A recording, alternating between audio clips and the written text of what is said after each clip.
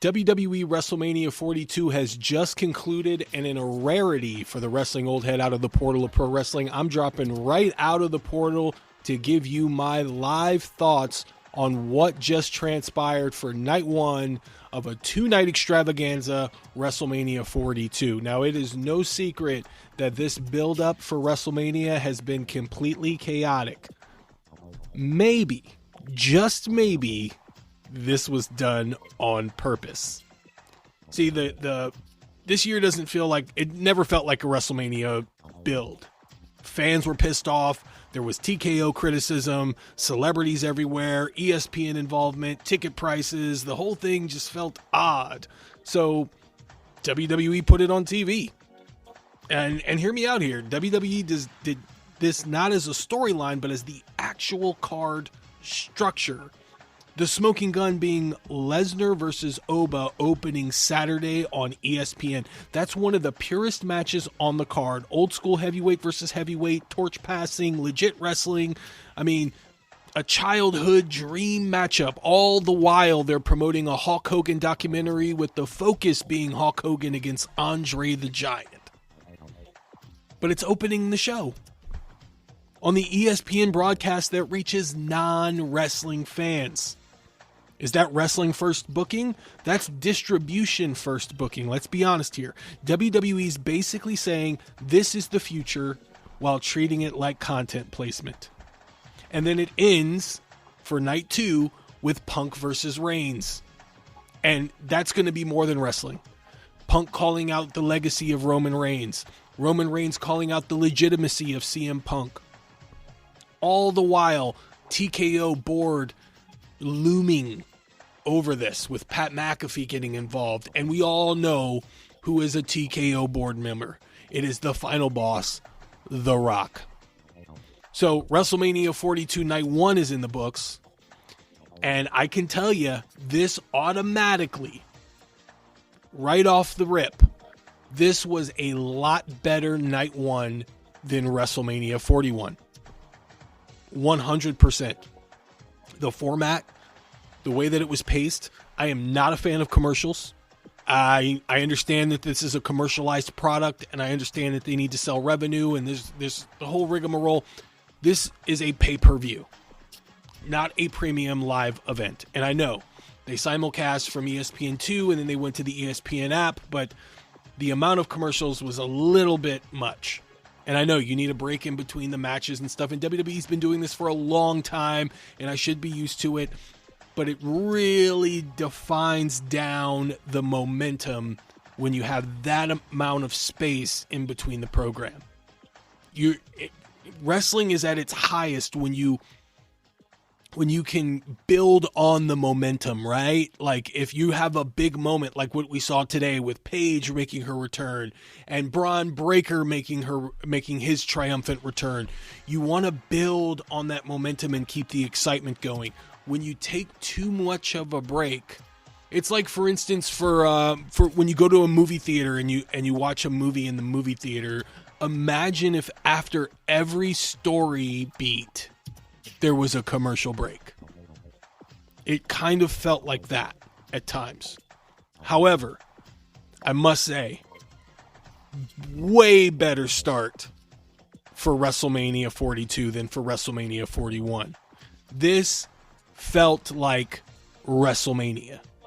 And which is why my beginning diatribe or rant, where I was speaking about this maybe potentially being done on purpose to accentuate the chaos, was on brand. It was a marketing tactic here.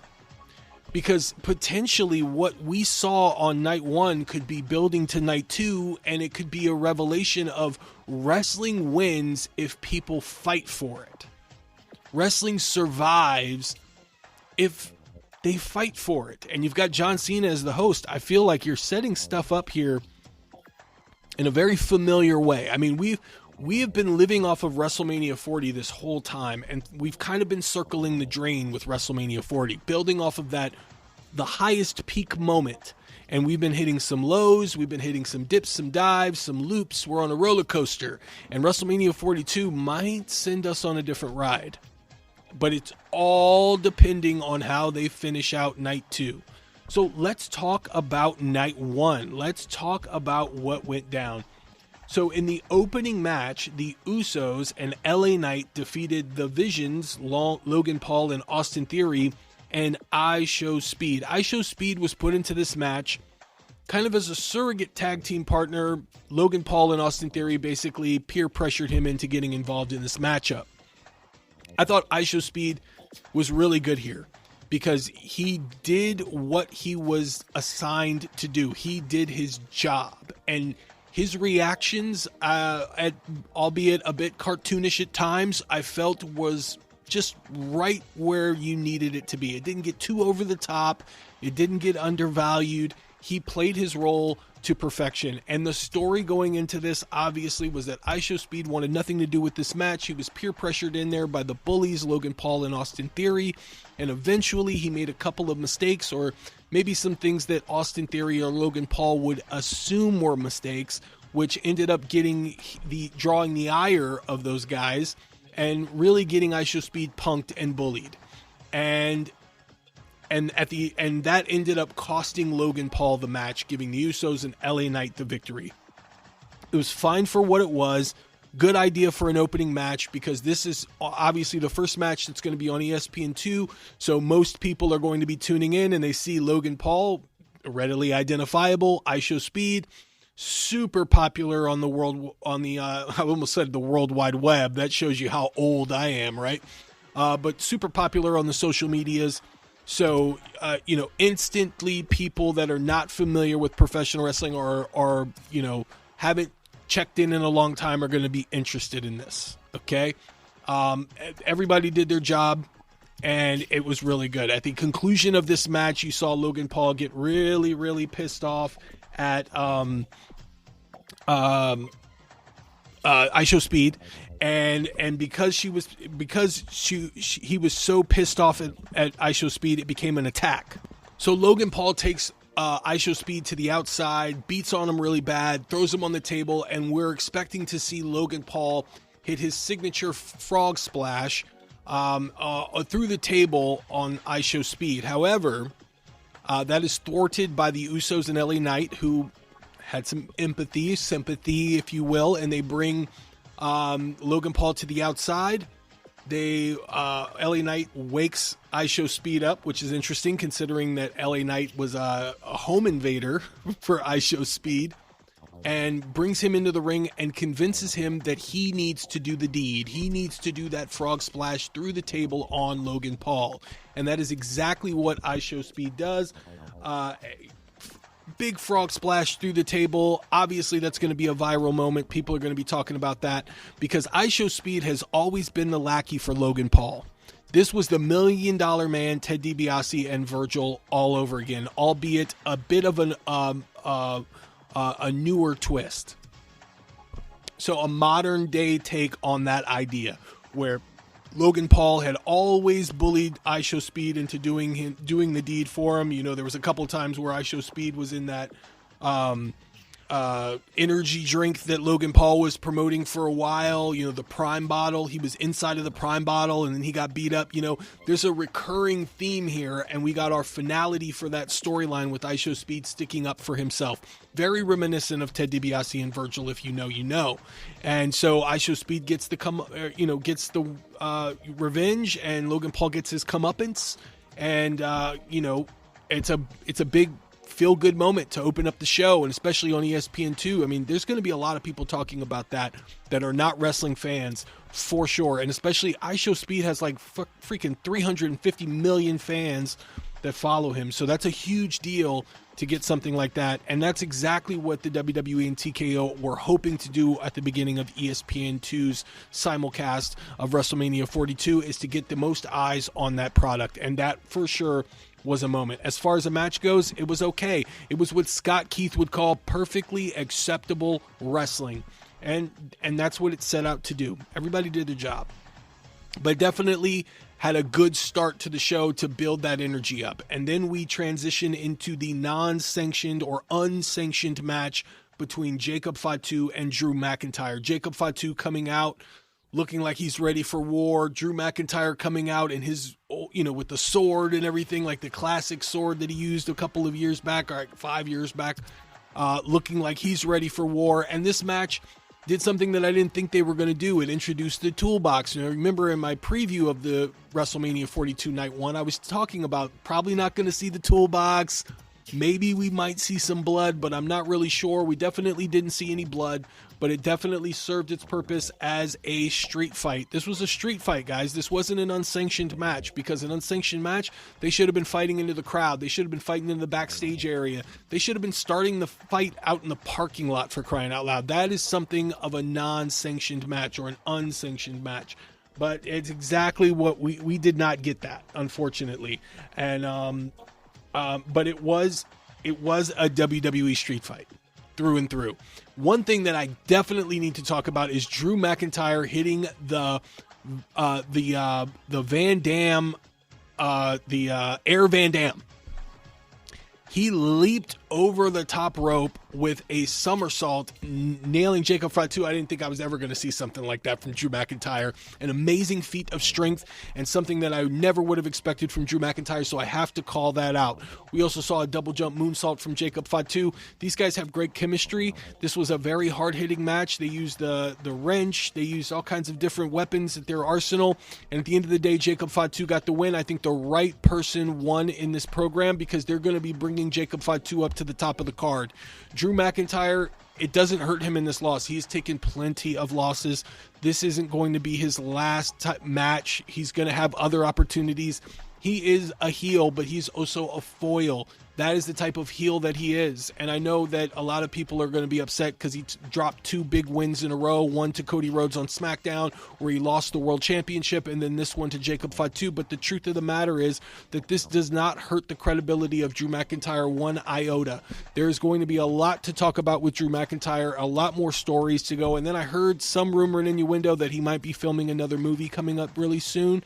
So giving him that victory over over Jacob Fatu really wouldn't have made any sense anyways, if the only thing that he's going to do is come back out, cut a promo, and then go out to film a movie. So let him go film the movie and then come back and try and get a measure of revenge on Jacob Fatu. Hopefully Jacob has some sort of a championship at that point, and then they can really, really, really get to the point of maybe getting this feud up to a Hell in a Cell or something along those lines. But Jacob is going to be a superstar. The guy exudes all this charisma and confidence, and the crowd loves him. And Jacob is going to be the future of the WWE. I can't believe the guy's only like 31 or 32 years old. The motherfucker looks 50. I'm just kidding. I'm just kidding. But it's amazing to see how young Jacob is and the ceiling that he has, because he came in and he instantly stood out from all of the other performers in the WWE. And this was a really good statement win for him, with a big win here at WrestleMania 42 to show the fans and everyone alike that this is going to be his year. I think 2026 is going to be huge for Jacob Fatu, and this was a good statement win in that regard. The next match we had was the Fatal 4-Way Tag Match for the Women's Tag Team Championships.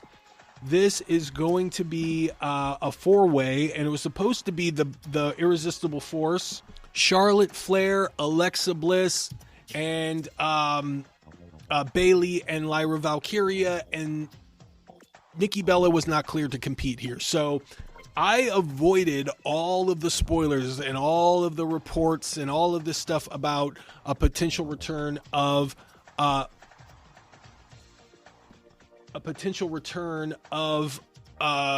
Paige. I did not know this was happening.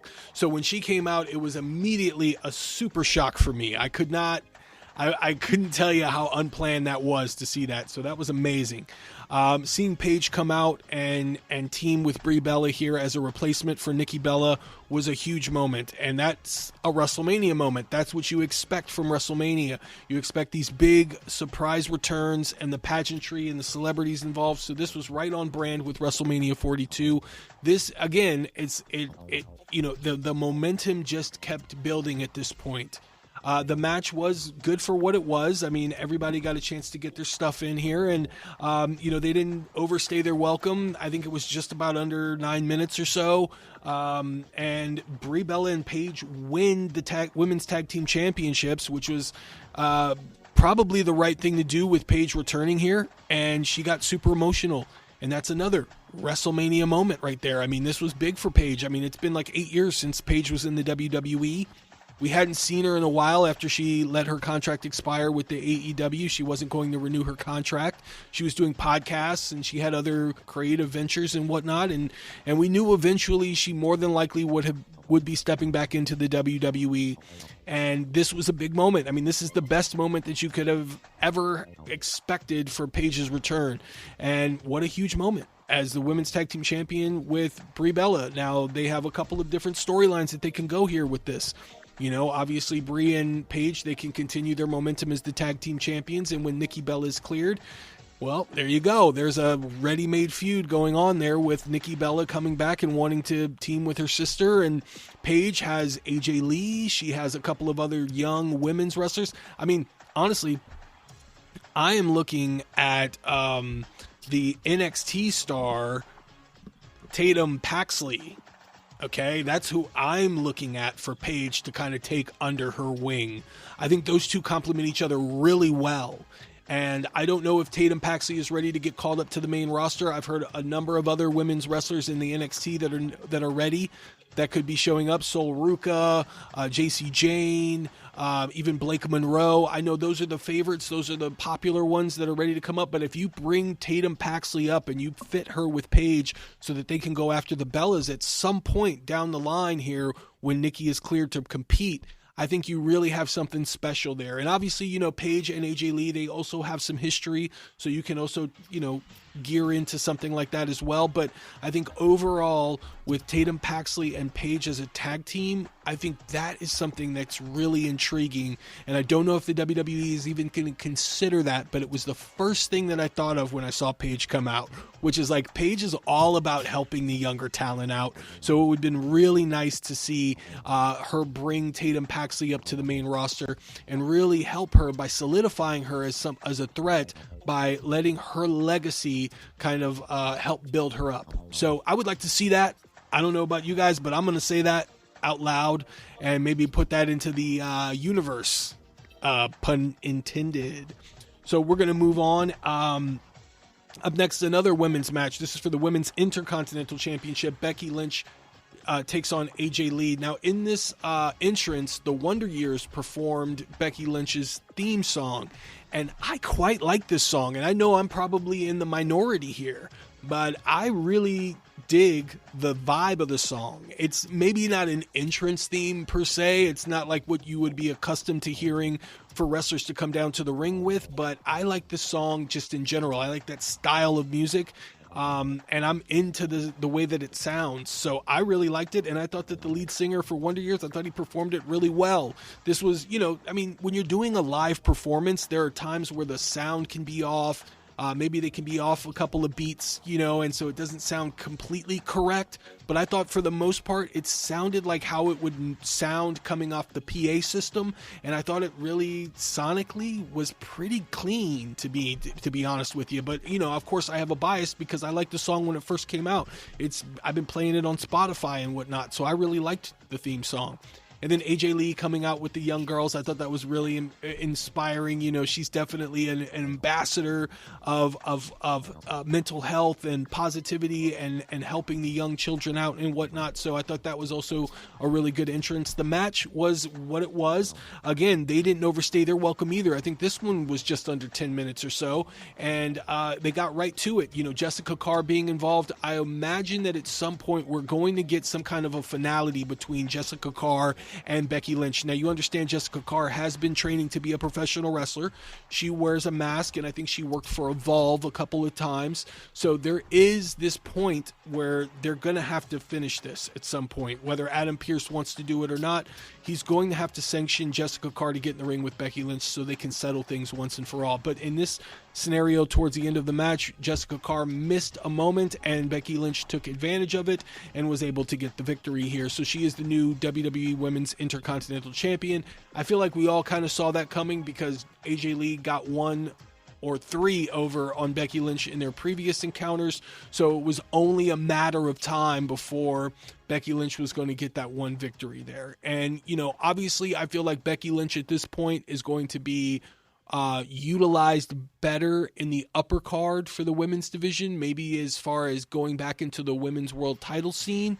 But that plays a factor into, later on to this evening, there was another match. And so we'll talk about that when we get to that point. But Becky as the Intercontinental Champion in the women's division, it presents itself with a lot of potential matchups. There's always Maxine Dupree roaming around, Lyra Valkyria. Now that she hasn't won the tag titles with Bayley, she can always go back after the Intercontinental Championship.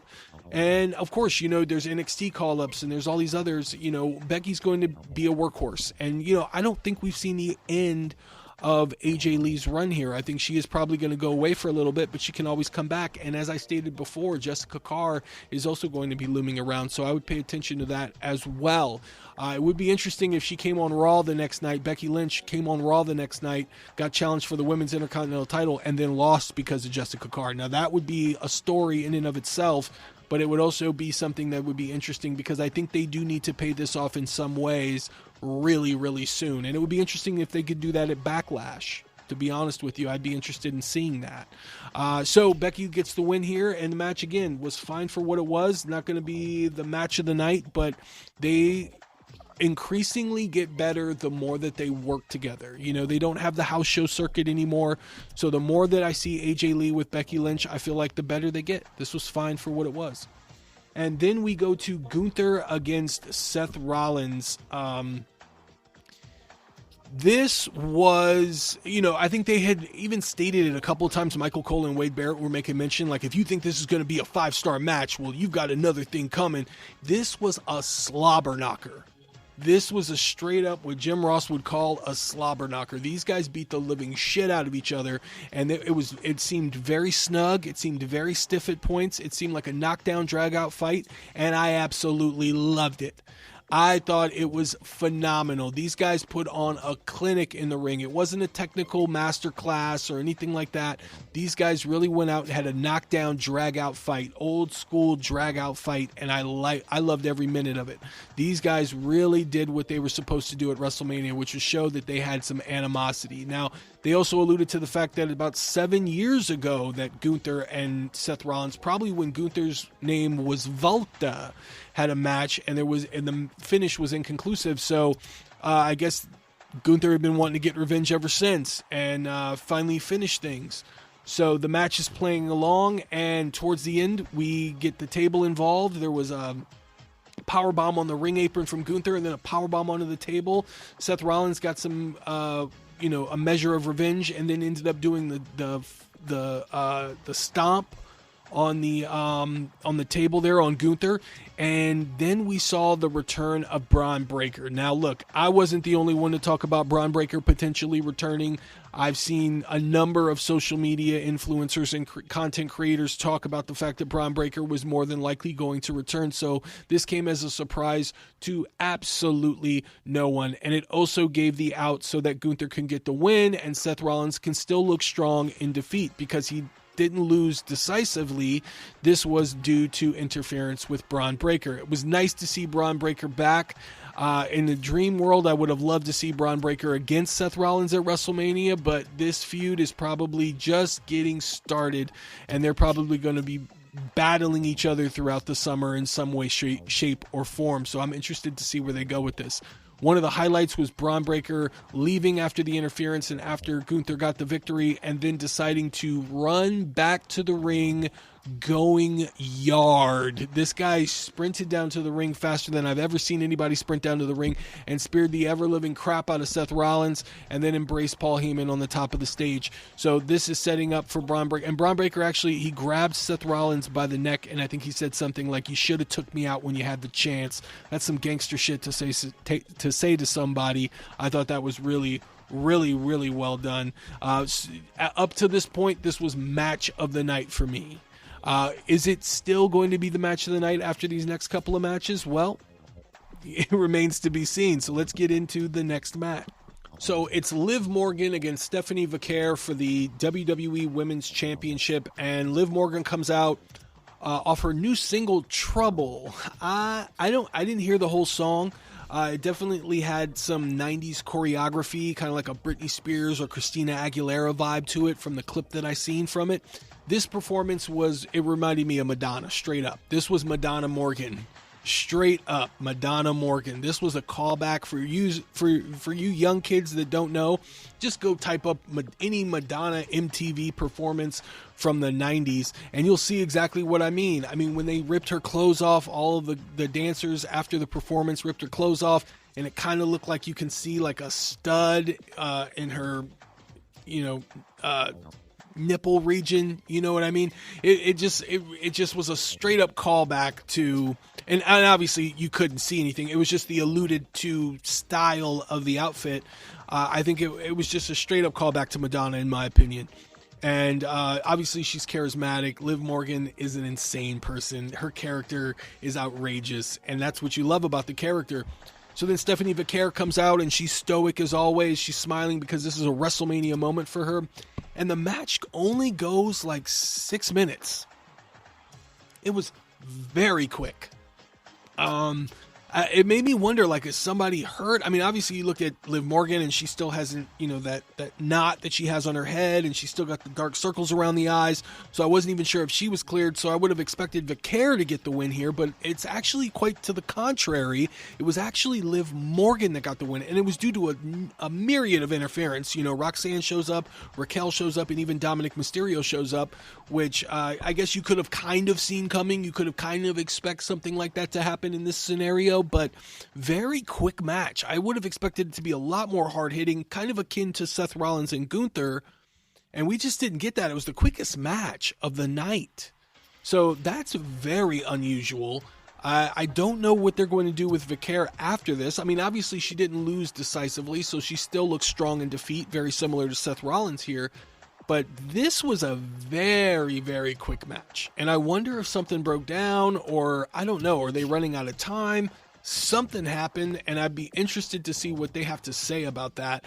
But Liv Morgan gets the win here. She's the women's champion, and there's a lot to talk about with that going forward. I mean, is it going to cause dissension between what is left of the Judgment Day with Raquel, who had a couple of opportunities to be the women's champion, and it was all due to Liv Morgan that she wasn't able to win. Roxanne has come back, and there seems to be some tension that has been reignited between those two. It's very subtle, at this point, and seems to be like a germ, but it could cause a viral infection soon within the Judgment Day. So it'll be interesting to see what they do with that. Of course, Vaquer is going to be looking for her rematch, and you've got a myriad of different challengers at the arsenal for Liv Morgan going forward. But Liv Morgan's hot right now, so you do want to capitalize on that kind of fame and popularity. I'm sure her movie is going to be coming out soon, or at least a trailer is going to be dropping, so I'm sure they wanted to capitalize on that momentum. But she is the new women's champion. This match didn't quite live up to the hype, in my opinion. These were supposed to be a hard-hitting match, and it just was super quick. And I'm interested to see what reports come out to talk about why it was such a quick match. And now for the main event of the evening. But before we get into the main event, we had a little bit of an intermission. John Cena comes out. He announces the record attendance, 50,817 or 16 or something like that. And then we see the return of Bianca Belair. Now, obviously, tomorrow night's Night 2 Women's Championship match between Jade Cargill and Rhea Ripley, we would have expected to see her involved in that match in some form or fashion. She makes an interesting return on night 1, and she comes out, and we have no idea what this is going to lead to, right? She gets in the ring and reveals she is with child, and that she is going to be a mother. What an amazing moment for her, and congratulations to her and to Montez Ford, Mr. Crawford, for this amazing moment in welcoming a child into this world. However, that totally throws off tomorrow's Rhea Ripley Jade Cargill match. because we would have, I think everybody and their mother would have expected Bianca Belair to either help Rhea win or to come in and get involved in some form or fashion, and that is obviously not happening. And so that was a good move by the WWE to kind of build more tension between Rhea Ripley and Jade Cargill, knowing that the X factor there in Bianca Belair is not obviously going to be involved, given that she is pregnant. So amazing moment for Bianca Belair, a little nod to the fact, like Naomi is the same way. Naomi, I believe she just had her kid, and so she's waiting for her comeback, and now Bianca Belair is off to make a child as well. Great moment. Great moment. Now, this for real is the main event. Randy Orton comes out with his entrance. He takes probably about 15 minutes to get to the ring, but this is old school Randy Orton. He looked a little bit leaner than he normally does, and it was like a callback. For a second there, I was watching him walk down to the ring, saunter down to, stalk down to the ring. Maybe not saunter, but stalk down to the ring, and it really reminded me of old school Randy Orton, heel Randy Orton. He was. The whole walk, it was like a throwback. It was kind of wild to see. And, this match was made of many throwbacks, as we talk about Cody Rhodes' entrance a little bit later. But then Pat McAfee is out there as well. And during the introductions to the match, he loves to say, Randy. And I automatically think of Coming to America, where they brought out Randy Watson. I don't know if that was intentional for Pat McAfee. If it was, that's fucking hilarious. But if not, it really sounded like that movie Coming to America scene. If you know, you know. And you young guys out there that probably don't know, go check out Coming to America and that scene. Just look up Coming to America, Randy Watson, and maybe it holds up for you, or maybe it doesn't. It's a childhood favorite of mine, and it totally reminded me of that. McAfee was a real good asshole here, but even that was not going to get the crowd 100% behind Cody Rhodes. And Cody Rhodes had a phenomenal entrance. You got to see all of the different characters he's portrayed in the WWE in the form of mannequins, and he had that entrance where he comes back with the skull. And they even showed Brandy Rhodes in the crowd, a rare appearance from Brandy Rhodes and his daughter. And even that could not get the crowd fully behind Cody Rhodes here. It was just quite apparent. So they did a good job of trying to get the fans behind Cody Rhodes here. They did the best they could. The match started off with like a fevered pitch, and we automatically, as soon as the match started, Cody Rhodes laid out Pat McAfee, which I thought was hilarious. They got that out of the way really quick. Something else that should be talked about is the attire that Cody was wearing. He wasn't wearing his normal blue, bright blue and white. He was wearing black and white. This signified that this is going to be a more aggressive Cody Rhodes, and that's exactly what we saw for the start of the match. And then, of course, we saw the appearance of Jelly Roll, who came out and put McAfee through a table. So they got McAfee the fuck up out of there real quick. McAfee gets stretchered out, and then we also have a moment where he gives the thumbs up, letting you know that he's okay, and then he follows with a middle finger. Randy Orton looks dejected on the outside. There was talk, even of Michael Cole bringing this up, that there was a rumor that Randy Orton was dealing with an injury, so they don't know if he's 100%. So we also got more of a cerebral Randy Orton here, who took his time to get back in the ring. This was a theme throughout the night for Randy Orton as he returned to his heel, cerebral character that we knew him from in 2009. Cody hit a backdrop on Randy Orton early here, and there was a little bit of a throwback to when Mr. Kennedy gave him, I think it was like a weird backdrop or something like that on Monday Night Raw, and actually got him injured legit.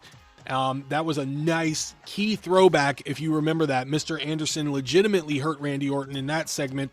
This was more like a little key throwback to that, accentuating the fact that Randy Orton potentially has a back injury here. In an interesting turn of events throughout the match, obviously Randy Orton is favoring his back. He ends up doing a superplex, and that makes things worse. It exacerbates the injury there a little bit. But then there's a moment where Randy Orton actually gets color. He gets busted open, and Cody says, "I'm sorry," on the outside. He seems to show a little bit of sympathy for the fact that Randy's busted open, but then he goes on a super attack.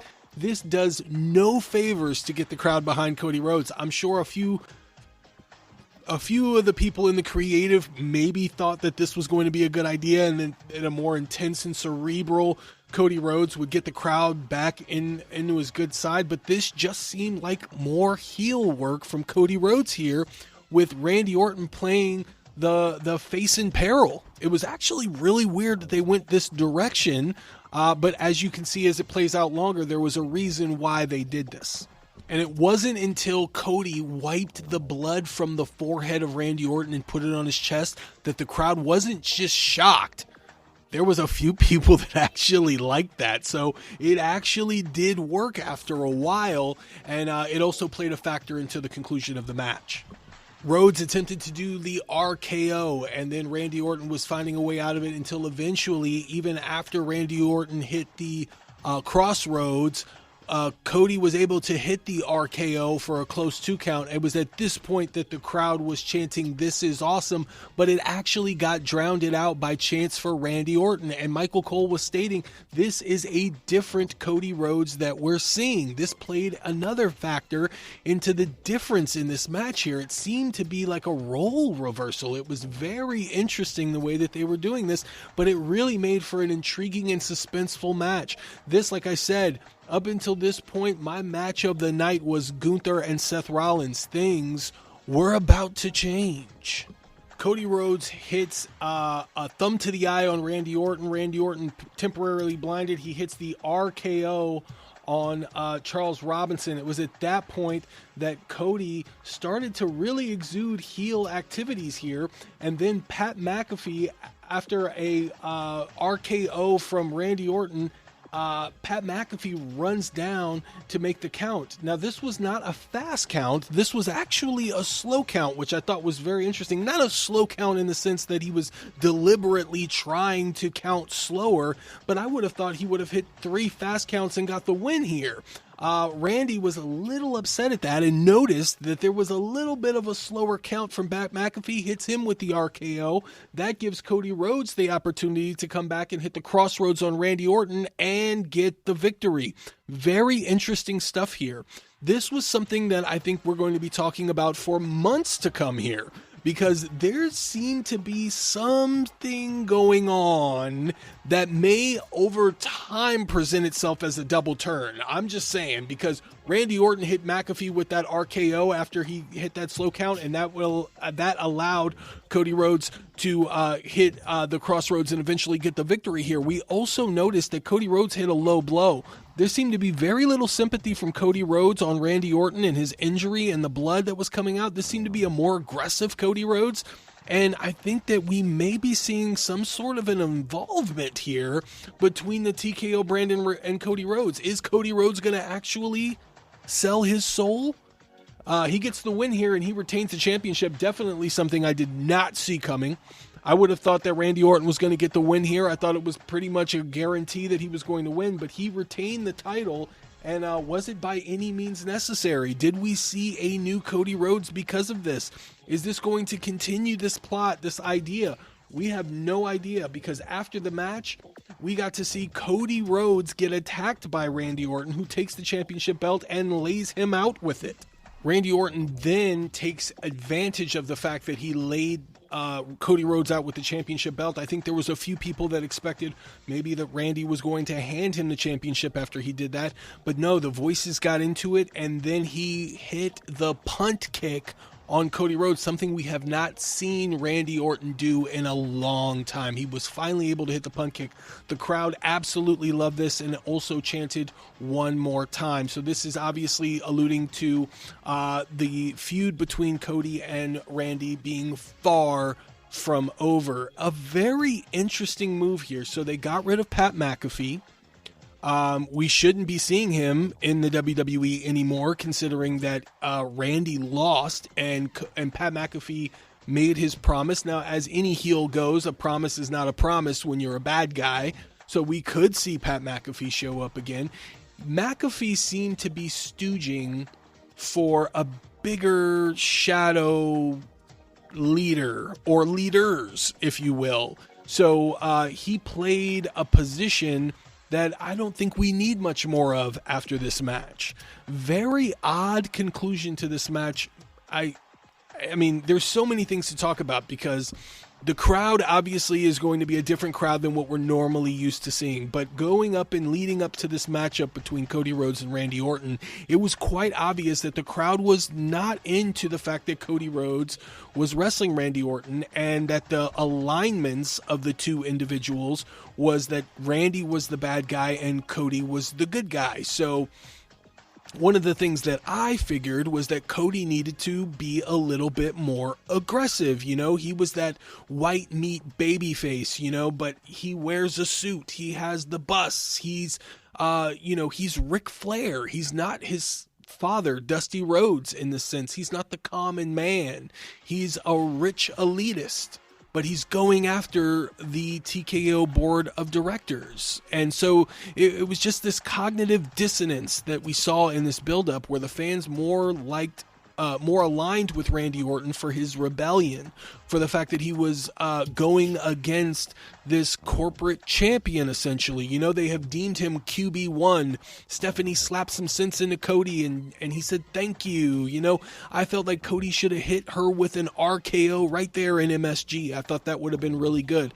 But they didn't go that route. But then here we are in the main event of WrestleMania Night 1, and Cody shows signs of that very thing that I felt that should have been brought out.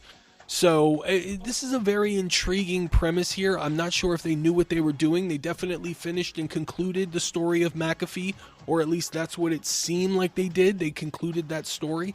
But there seems to be a lot going on, and I would be interested in seeing what happens in the coming weeks with this story. I mean, of course, you know, the rumor and innuendo is that Randy Orton will team with Pat McAfee to go against Jelly Roll and Cody Rhodes. I just don't see how that's going to happen now that we know definitively that Pat McAfee is done with the WWE, at least based on his word.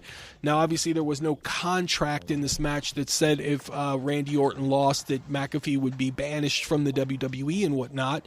And I think as any true heel, him coming back and saying, like, you got to take my word for that. I ain't going to, you know, my word ain't shit to you guys, you know, whatever, you know, so there's a possibility they can go that route. I felt like Cody doing this heel tactics in this match did him no favors to get the crowd behind him whatsoever, and Randy Orton played face in peril most of the match. So overall, this was a great match. I thought it was way better than their King of the Ring match that they had last year. I think that there was a lot more suspense, a lot more crowd involvement. There was a lot going on, but I am so confused as to where they're going to take the character of Cody Rhodes going forward, and what's going to happen with Randy Orton now that he doesn't have Pat McAfee with him. I believe that what we're going to be seeing is something playing out between CM Punk and Roman Reigns that ties this all together. I originally felt like CM Punk was going to become corporate Punk and possibly align with the TKO board of directors, or Roman Reigns. I also had this idea that maybe the Usos would have turned on Roman Reigns and aligned themselves with CM Punk.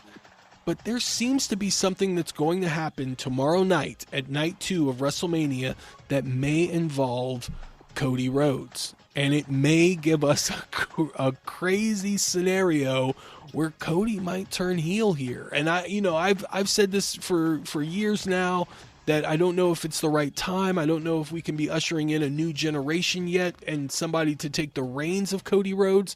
But the fans are ready to turn on Cody. I think his heel tactics did not get the crowd response that I figured that they would get. You know, the crowd really getting behind Cody Rhodes because he shows a more, a devious side, and it didn't work out here in Las Vegas.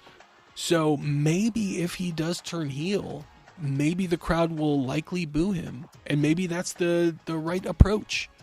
I don't know. I mean, this is just me fresh off of the night and kind of going through this. This was a 4-hour PLE extravaganza, and as I stated before, all together, if you're looking at the totality of the card, it was formatted really well. Each match had some sort of a moment. You know, it was, I Show Speed doing his thing, and then you had Paige returning and Braun Breaker returning, and then you had this moment here with Cody Rhodes and Randy Orton where there's a lot of mystery involved in what's going to happen, and I think we're going to see something of that sort play out tomorrow night. Pay attention to the Cody Rhodes CM Punk promo from SmackDown. I don't believe that was done for no reason whatsoever. They're highlighting something there. Now, I thought originally they would be highlighting a CM Punk turn, but maybe they're highlighting a Cody Rhodes turn. Now remember, he's QB1. So I don't take that for granted there. I think that there might be something along those lines with that. I think we should follow the trend because it's going to lead somewhere. Okay? Because who represents everything fans are reacting to right now? The Rock. He's literally a TKO board member, part-timer, taking main event spots, corporate power with the Hollywood face, and that Cody Rhodes story never got resolved. Cody refused to sell his soul to The Rock, and The Rock appeared last year representing the system, and the fans hated it. But what was the setup?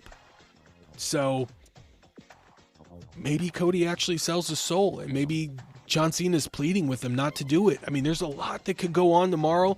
I'm super excited to see what's going to happen, and I can't wait to talk about it with you guys. Again, thank you guys so much for listening and being around this long with this review here of WrestleMania 42 Night 1.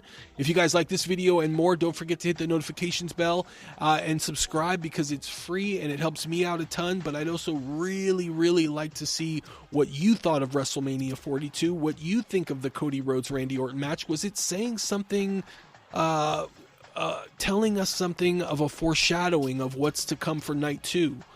You guys let me know overall what you thought about it, and guys, stick around because tomorrow night 2, WrestleMania 42, we're going to have a lot to talk about in regards to that as well. And if you're new around here, don't forget to stay true around here. Guys, this is the Wrestling Old Head. Thank you so much for listening, and I'll see you in the next one.